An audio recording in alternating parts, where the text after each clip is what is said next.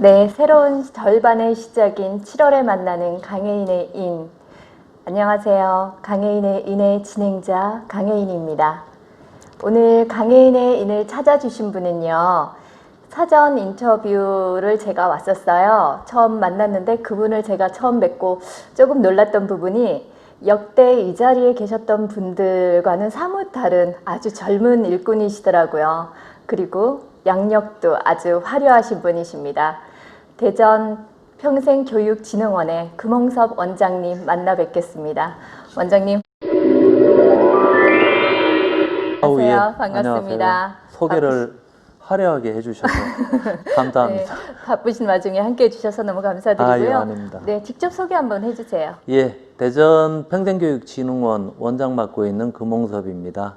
우리 시민들 중에 대전 평생교육진흥원 다들 알고 계시지만 대전 시민대학 배달 강좌제 그러면 대부분 다 아시더라고요. 그 두 평생교육 기관을 관리하고 있는 데가 대전 평생교육진흥원입니다. 요즘 코로나 때문에 어려운데요. 우리 시민들도 힘내고 오늘 인터뷰도 힘내는 인터뷰가 됐으면 좋겠다 이 생각이 듭니다. 네, 오늘 인터뷰 보시고 코로나 때문에 힘든 부분 좀 많이 말끔히 사라졌으면 좋겠다라는 생각이 드는데요. 원장님, 제가 처음에 양력이 화려하다고 소개를 해드렸잖아요. 네. 그때 제가 인터뷰에 왔을 때 명함을 보고 조금 놀랐던 게 시민연대에도 일을 하셨더라고요. 그 부분이 그렇죠. 조금 놀랐거든요. 제가 94년도부터 시민단체 일했고 2014년도 그만두고 대학원 이제 석박사 과정 하면서 지금 이 자리까지 와 있는 거고요. 그게 다 도움이 된 것 같아요. 과거에 다양한 문제를 진단하고 또 대안도 제시해야 되니까 그런 역할들을 다양한 분야에 대해서 했던 게 여기 와서도 기관을 운영하는 데도 도움이 되고요. 또 평생교육과 관련된 여기 어쨌든 간에 크고 작은 이런저런 그렇죠. 민원도 많고 현안도 많거든요. 이런 민원 관리하는 데에도 상당히 도움이 되는 것 같습니다. 그러면 원장님, 민원관리라고 말씀을 하셔서 원장실은 항상 열려 있나요? 여기는 앞에 보시면 네. CCTV도 저기 달려 있거든요. 네. 그만큼 열려 있고 우리 직원들 또 강사님들 학습자분들 또 저 핸드폰 번호나 이메일 번호까지 이렇게 다 공개하고 있는데요. 또 막상 그렇게 하면 많이 안 오셔요. 네, 그래도 조금 높은 분이라고 생각을 하시는 건가? 물론 뭐 여기 어떻든 간에 기관의 총 책임을 맡고 있기 때문에 권한과 책임의 관점에서는 제가 큰 역할을 해야 되는데 그런 점 때문에 부담스러워서 뭐 안 오시거나 그런 건 제가 할 때는 아닌 것 같아요. 그러면 원장실은 항상 열려 있었다. 예. 강사님들, 또 학습자님들, 예. 직원들도 뭐 불평 언제나 받으셨어요? 이게 소통이 왜 중요하냐면 그렇죠. 네. 이게 공감 능력이라고 저는 생각이 드는데요. 현재 문제를 진단하려면 다양한 소통은 기본이죠. 그렇죠. 네. 그런 문제를 진단해야 대안도 제시할 수 있고요.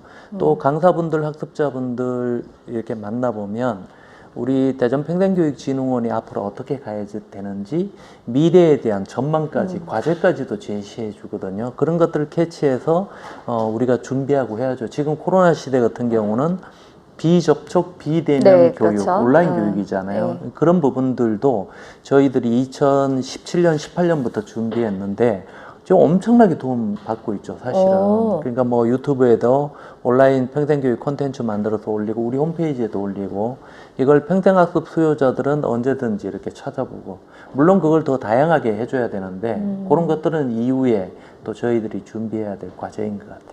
안 그래도 제가 질문상에 이게 있었어요. 코로나19가 지금 대구, 경북부터 시작을 해서 지금까지 1월부터 지금은 또 대전이 갑자기 막 늘어서 굉장히 힘든 상황이 됐잖아요. 그래서 얼마 전에도 효동에서 발코니 콘서트도 있었어요. 동구청 주관을 해서. 그리고 또 요즘에는 사상 초유의 아이들 개학을 연기하고 우리가 인터넷 강의를 들었잖아요. 그러면은 여기서는 평생교육진흥원에서는 18년도부터 이미 그 부분을 하고 있었다는 건가요? 예, 그렇죠. 저희들 여기 6층에 가면 스튜디오가 있고요. 물론 뭐 네. 엄청난 큰 규모의 스튜디오는 아닌데 네. 강좌 콘텐츠를 만들기에는 충분한, 그래서 1년에 한 110개에서 120개 정도 강좌 콘텐츠를 만들어서 계속 올리고요. 여기 강좌에는 뭐 유명한 분들도 오시지만 네. 우리 여기 강사님들도 하시고요. 또 누구나 강사 제도 이런 거 통해서 일반 시민들도 이렇게 참여하실 수 있도록 해서 만든 콘텐츠를 그분들이 갖고도 가고 올리기도 하고 이렇게 하고요. 또 최근에 지금 코로나 때문에 강좌가 저희들도 2월 그렇죠. 달부터 휴원. 올 스톱입니다. 그렇죠. 그래서 좀 안타까운데 이분들의 평생 학습에 대한 욕구 해소를 위해서 별도로 유튜브는 또 일반인들 많이 접촉을 하시죠. 하니까 네. 유튜브에 대전 시민대학 채널을 만들어서 거기에도 한 120개에서 140개 정도 컨텐츠 올려서 무료로 그거는 누구나 다 공개돼서 볼 수 있도록 이렇게 제공을 하고 있고요. 이렇게 코로나 시대에 어떻게 보면 온라인 평생교육이나 이런 부분들 기반도 저희들이 17년부터 준비해서 2018년도에 구축하고 작년의 경험이 올해 상당히 득을 보고 있는 지금 그런 상황입니다. 그러면 여기 시민대학 강좌를 듣는 분들뿐만 아니라 일반 시민들 다른 누구나. 분들도 예. 유튜브는 볼 수 있는 거고. 아니 뭐 전 세계에서 다 볼 수 있으니까 네. 뭐 대전 시민들 외에도 누구든지 보고 싶은 욕구만 있다면 거기 인문교양, 취미 뭐 다양한 영역의 강좌 콘텐츠 올라가 있으니까요. 찾아오셔서 이렇게 보셔서 대전 시민대학 이게 유튜브에서 채널 검색하시면 나옵니다. 그래서 보고 싶은 거 이렇게 선택하셔서 이렇게 보셔도 될 것 같아요. 그거는 그러면 시민대학에서 강좌를 하고 계시는 분들만 올리시나요? 아니요, 아니에요. 강사분들만? 저희들이 외부 서울에서도 모셔오고 뭐 학교 현장에 계신 교수님들도 모셔오고요. 또 우리 강사님들 중에 이번에 55분 별도로 뽑아서 지금도 콘텐츠 계속 만들고 있어요. 예. 너무 좋은 기회가 네, 아니신 것 같아요. 아니 뭐 저희들도 상당히 도움 받고 있어요. 오히려 거꾸로. 이럴 때 위기일 때 방치할 수는 없잖아요. 그렇죠. 여기 시설 얼마나 잘 돼 있어요. 이걸 활용해서 뭔가 할 수 있는 방법을 찾는 건데 그 방법을 찾는데 우리 강사님들이 협조 안 해주시면 못 하는 거예요. 근데 그분들이 협조해 주셔갖고 지금 하고 있는 거죠. 저도 그런 강좌를 하고 싶은 사람, 또 했던 사람으로서. 영역이 계시잖아요, 또. 네, 그래서 그 부분이 지금 굉장히 가슴에 와닿고 있거든요. 누구나 할 수 있는데 하지를 못하는 부분이 굉장히 많아요. 맞아요. 그래서 저도 유튜브 개인 채널을 갖고는 있지만 그게 활용도가 잘 안 되더라고요. 저희들이 작년에 올해 보고서가 나왔는데요. 작년 기준으로 대전 지역의 이런 평생교육에 종사하는 강사로 계시는 분들 숫자가 한 4,000명 정도 이렇게. 네. 그러면 그게 그 체크 안 된 분까지 포함한다면 그렇죠. 좀 더 많을 것 같아요. 한 어마어마하겠지. 5,000명 정도 되는데 그걸 전문가들은 평생교육 경제 영역이라고 얘기해요. 평생학습 경제 이렇게 표현하거든요. 그만큼 지금 코로나 때문에 그 영역이 지금 다 죽어 있잖아요. 강의가 전혀 그렇죠. 진행이 안 돼서 네. 어떻게 보면 그분들 생계 지원도 필요하고 생활 지원도 필요하다는 점에서도 이런 기회 제공은 다양한 방법을 찾아서라도 저는 해야 된다고 봐요. 그래서 공감되죠? 너무너무 네, 공감이. 제가 지금 가슴에 너무 와닿아서 문화 쪽을 제가 더 많이 해보고 싶은 사람으로서 또 문화가 많이 대전에서 많이 발전을 그러면요. 했으면 좋겠다라는 네, 생각을 하고 있는 맞습니다. 사람으로서 굉장히 공감 가는 그래서 젊은 일꾼이 좋구나라는 생각도 또 드는 부분도 있는데요. 시민연대에서 일을 하셨잖아요. 네. 굉장히 오랫동안 하시고 계셨죠. 네, 그러면 정치 그렇죠. 쪽에서도 러브콜 아닌 러브콜이 있었을 것 같아요. 뭐 뿌리치신 건가요? 아예 없었다 그러면 뭐 하지만 뭐 그렇게 또 그렇다고 남들이 인식하기에 되게 많을 것 같은데라는 생각은 아닌 것 같아요. 어쨌든 간에 제가 시민단체 20년 좀 더 일하고 2014년도 그만두고 학교에 가서 계속 공부도 하고 이렇게 하다가 보니까 그 중간에 제가 뭐 어디 정당 활동을 하거나 또 당원으로 어디 가입한 적이 있거나 정치 활동을 하려고 뭔가 노력을 했거나 이런 게 한 번도 없었거든요. 그러다가 보니까 실질적으로는 크게 없었고요. 다만 어쨌든 간에 지역에서 왕성한 활동을 했기 때문에 주목받고 그분들하고 지금도 유기적으로 연계하고 있고요. 다양하게. 그거는 뭐 제가 갖고 있는 생각을 이렇게 그분들한테 반영을 해서 그게 그분들이 공약 내걸고 그러면 그게 대전 시민을 위해 도움되는 거잖아요. 그렇죠. 그런 차원의 관계라고 생각해 주시면 좋을 것 같아요. 시민연대가 정치인들하고는 공존이라기보다는 좀 약간의 대립이 많이 보여지는 싸웠죠. 예. 네. 그렇지만 제가 단체에 있을 때도 그랬는데요.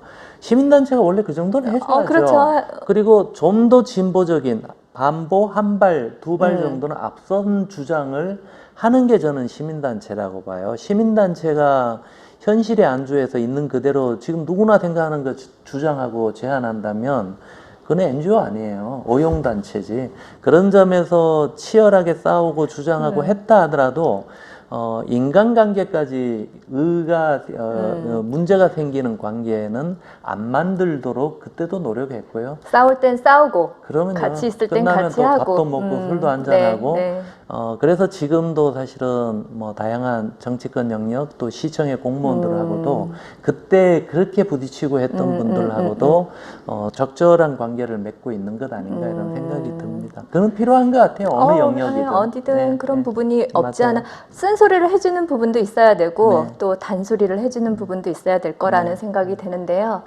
조금 어려운 질문일 수도 있는데 정치와 문화 지금 정치를 했던 분이 문화를 하고 계시잖아요. 뭐 교육 영역에 담고 있죠. 네, 예. 정치와 문화 나란히 갈 수 있는 평행선이라고 생각을 하세요? 같이 갈 수 있다라고 생각하세요? 같이 가야죠. 이를테면 네. 제가 이제 평생교육진흥원에 뭐 여기 기관장으로서 역할을 하고 있지만 어쨌든 간에 여기에 모든 사업이 추진되려면 예산을 확보해야 되고요. 이 예산을 확보하기 위해서는 시의회 의원님들 또 시청의 공무원들 또 필요에 따라서는 정치인들을 설득해야 되는 과제가 있잖아요. 그런 점에서 본다면 이 문화계든 교육계든 또 정치인하고 따로 갈 평행선을 갖고 가야 될 부분이 아니라 같이 공조하고 논의하면서 지역의 발전을 위해서 시민들한테 뭔가 이익이 되는 방향으로 논의하고 같이 갈 부분이 있다고 봐요. 물론 필요에 따라서는 좀 갈등도 하고 다른 주장도 할 수 있겠죠. 그거는 예를 들어서 교육계가 자기 이기적인 주장만 계속 한다 그러면 정치권에서는 다수의 시민의 이익을 대변하기 위해서 문제 제기도 해줘야 되고요. 반대로 정치권이 잘못하고 있는 문화정책을 편다 그러면 문화계가 나서서 문제 제기해줘야죠. 가만히 있는다 그러면 본인들만 손해 아니에요. 그게 시민들한테도 영향을 미치는 거고. 문화가 잘 되어야지만 문화 도시가 만들어져야지만 그 도시가 활성화가 될 수 있다라는 생각을 그러면요. 하고 있었거든요. 네. 그래서 원장님 만나면서 더 확실해지는 것 같은 느낌도 막 들고 있는데 상위 기관은 조금 달라요. 여기 지금 평생교육원 같은 경우는 시에서 관리를 하는 곳이고 또 문화원이 있잖아요. 각 네, 구마다 구에서 하는 거. 지방자치마다 예. 있는데 문화원하고 평생교육원하고 공존할 수도 있지 않을까라는 생각을 했어요. 저희들이 문화원하고 뭐 직접적인 사업을 같이 한다거나 이런 거는 초창기에 없죠. 몇 개 있었는데 지금은 거의 없지요. 없어요. 그만큼 문화 영역의 기능의 중심 역할, 중추 역할을 어떻게 보면 문화원이 지금 하고 있는 거고요. 저희들은 평생교육과 관련해서 전문 영역으로 묶여서 일반 시민들의 평생교육을 기획하고 진흥하는 업무를 하다가 보니까 그 차이가 좀 있는 것 같은데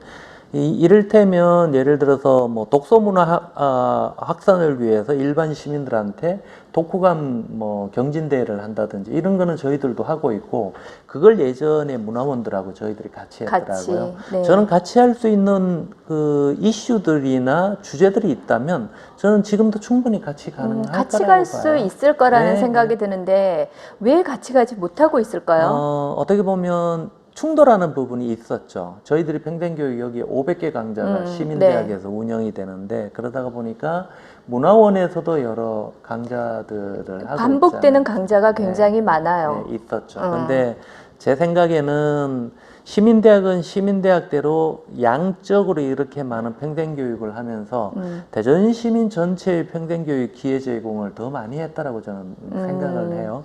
그렇게 생각한다 그러면 문화원이 저희들로 인해서 일부 조금 손해봤던 부분이 있다 하더라도 그거는 장기적으로 보면 전체적으로 문화원이나 저희들 또 대전 시민 전체의 이익에 부합했다 이렇게 생각을 할 수 있기 때문에 앞으로 아무튼 같이 할 수 같이 있는 가야죠. 부분을 한번 찾아보도록 하겠습니다. 평생교육원이 대전에 많죠, 원장님? 구별로도 관리를 하고 있고요. 그렇죠. 전달 체계상 보면 국가평생교육진흥원이 있고요. 그거는 국가 국가 전체적인 걸 네네네. 관장하고 광역시도별로 17개 지역에 평생교육진흥원이 있고요. 네. 이거는 광역단이 책임지는 기관이고 그리고 기초별로도 다 있습니다. 지금 여기 중구 빼고는 다 만들어서 나름의 역할을 하고 유성구는 2군데나 있을 정도로 전국에도 유일해요. 유성구가 그렇게 활성화도 많이 되어 있다는 얘기도 또 들었거든요. 시민대학 다음으로. 평생학습 도시로 이미 일찍이부터 그걸 준비했고요.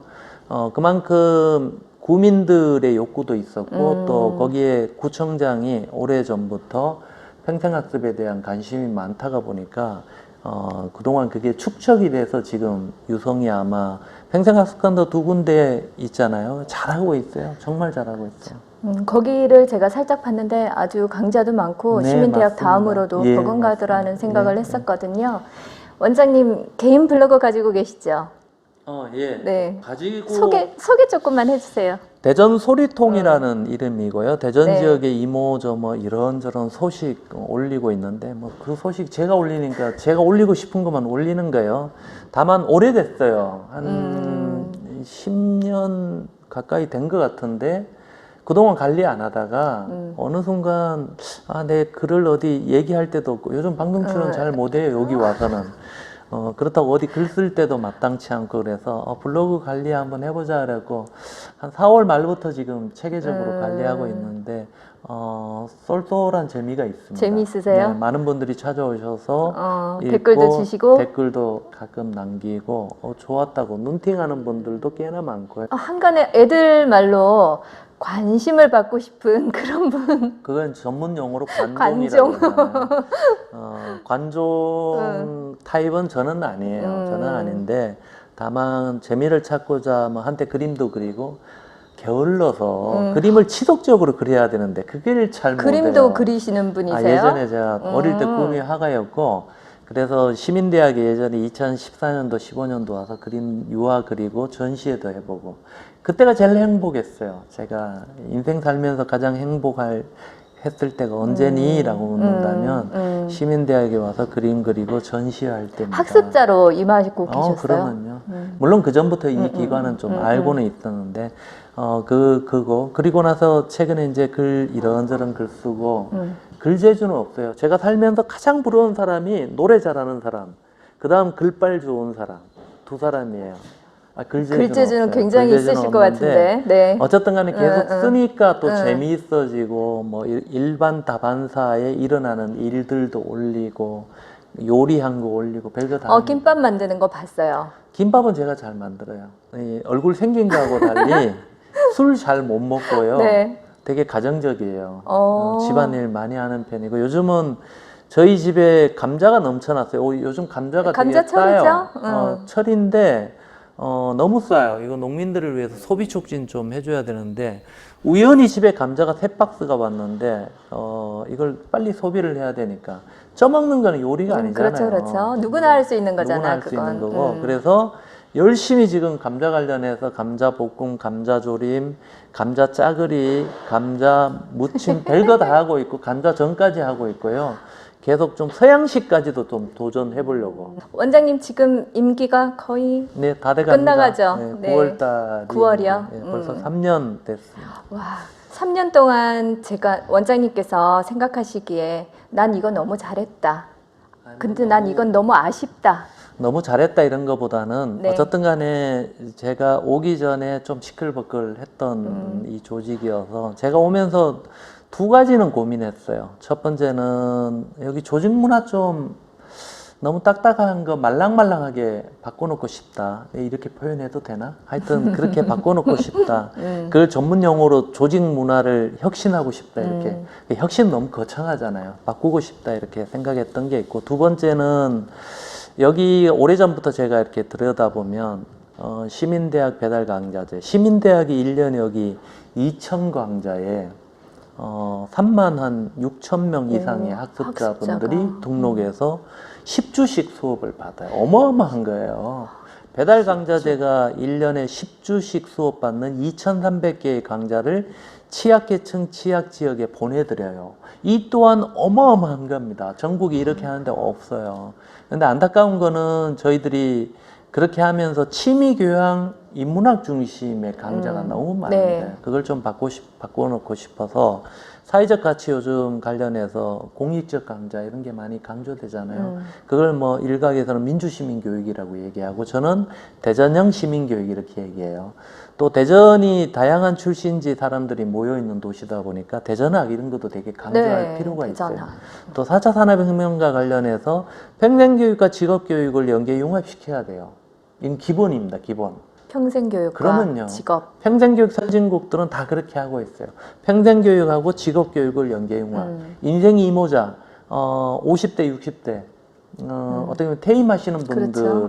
그분들. 꼭 뭐 직업을 갖기 위해서 직업교육 하는 것도 있지만 그거 말고도 인생 이모작에 새로운 자신감을 불여넣기 위해서도 그런 걸 해야 돼요. 그런 거를 제가 두 번째 하고 싶었는데 뭐 나름의 저는 열심히 했다고 저는 생각을 해요. 여기 채용 관행이나 이런 것도 전공 시험도 보게 하고 다 바꿨고요.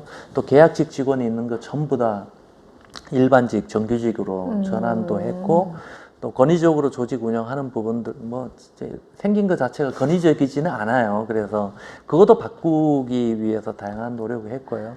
또 취미교양 인문학 중심의 강좌도 하나하나 바꾸고 있는데 이건 한꺼번에 바꾸기 어려워요. 그래서 우리 앞으로 과제이기도 하지만 그것도 차근차근 변화시키고 있고요.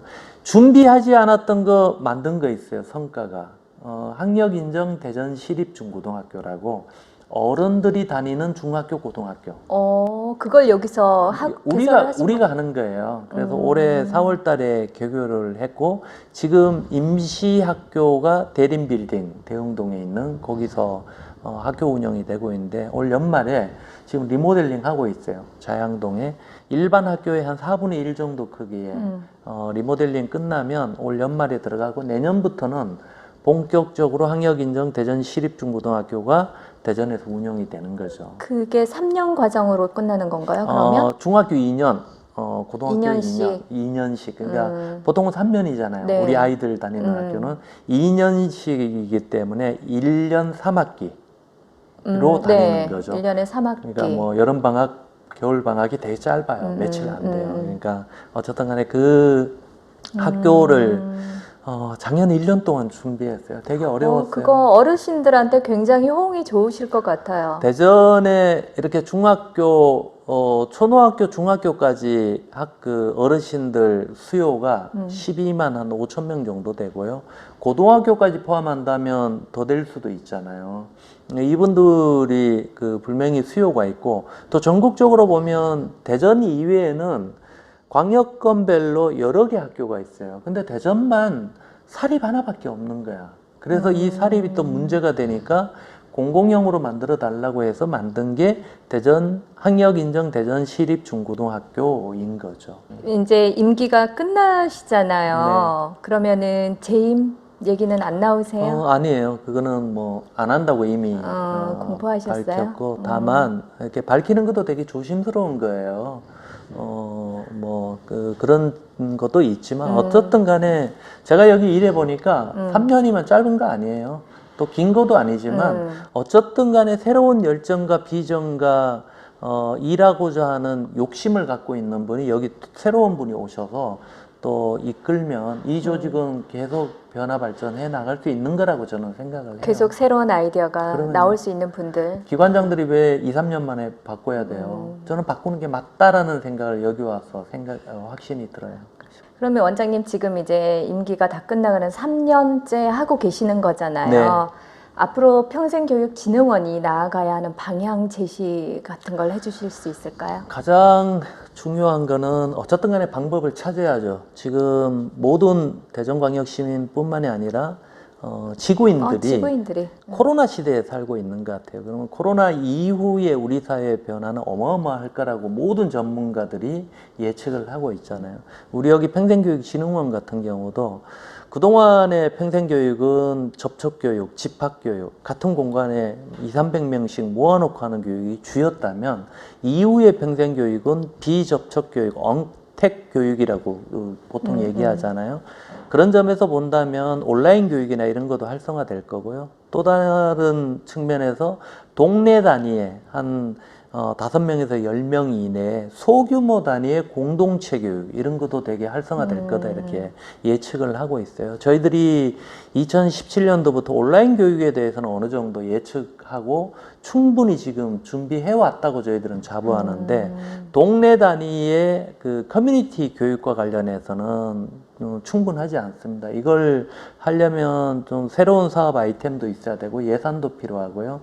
또 5개구나 대전시하고 긴밀하게 네트워크도 해야 되기 때문에 어떻게 보면 대전평생교육진흥원이 앞으로 가져야 될 과제인 것 같아요. 그 되게 중요하고 쉬운 것만은 결코 아니에요.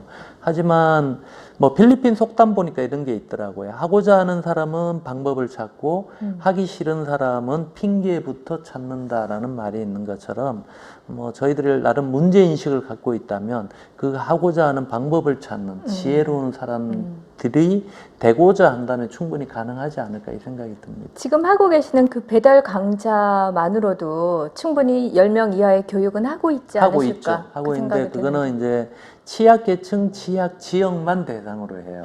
그 이거는 대상자가 목적 자체가 넓지가 못하다. 그렇죠. 네. 그러니까 일반 시민들이 있는 뭐 아파트든 아니면 단독주택 아니면 어린이 도서관이든 이런 공간 요소에 저희들이 프로그램을 보내드리는 수단은 지금 없기 때문에 그거는 저희들이 좀 고민하고 있어요. 시민대학의 성격을 좀 그렇게 바꿀 건지 아니면 새로운 아이템을 갖고 그렇게 접근할 건지 고민하고 있어요. 마지막 질문인데요. 지금 평생교육진흥원을 만들어지면서 원장님까지 4대시잖아요. 네. 4대신데 원장님은 나는 지금까지 원장님들하고는 좀 달랐던 부분이 있었다. 왜 이렇게 라는 그런 생각이 갈등을 있으셨는지 아니 있으셨는지 그런 점은 별로 없었고요. 제가 전임 원장분들하고 같이 일을 해본 건 아니잖아요. 네, 그렇죠. 그 나름의 장점과 단점이 있는 거고 저도 단점 많아요. 엄청 많을 수 있어요. 다만 여기 그동안 이제 제가 4번째인데 이렇게 젊은 기관장은 안 계셨죠. 없었어요. 대전 전체적으로도 제가 최연소거든요. 그만큼 그런 점에서 일부 조금 차이들은 있지 않을까. 그건 뭐 장점이기도 하고 단점이 될 수도 있는 부분입니다. 젊은 분이시기 때문에 더 활발하게 활동할 수 있었던 뭐 그런 부분도 없지 부분들은 않았을까. 그랬을 것 같아요. 네. 다만 그건 저 생각인 거고 성과 관리라는 말이 있는 것처럼 여기 와서 어떤 일에 대한 성과를 냈냐 그건 나중에 또 다른 평가가 있겠죠. 그런 점에서 본다면 어쨌든 간에 제가 오든 그 다음에 누가 오더라도 이 시대가 요구하는 평생교육의 비전과 전망, 과제는 분명합니다.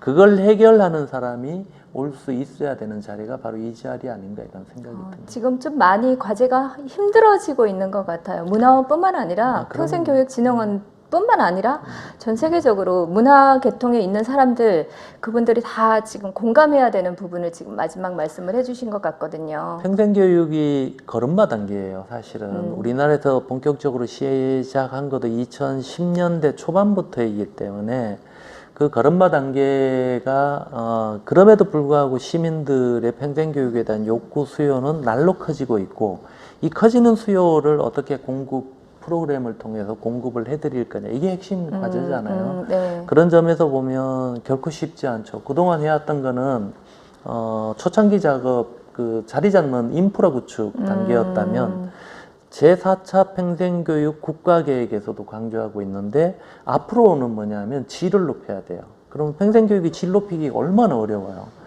그렇기 때문에 이건 더 어려운 과제이다라고 저는 봐요. 네, 원장님 오늘 말씀을 너무 잘해주셔서 시간 가는 줄 모르고 아유, 재미있게 얘기를 했는데요. 함께 해주셔서 너무 굉장히 반갑습니다. 아유, 감사합니다. 네, 감사드리고 혹시 전하지 못하신 얘기 있으시면 마지막 하실 시간 드릴게요. 예, 예전부터 제가 항상 강조하던 말입니다. 관심과 참여. 지금 코로나 시대에도 우리 시민들의 적극적인 관심과 참여를 통해서 생활 속 방역 지침을 준수하지 않는다면 코로나 극복 저는 못할 것 같아요.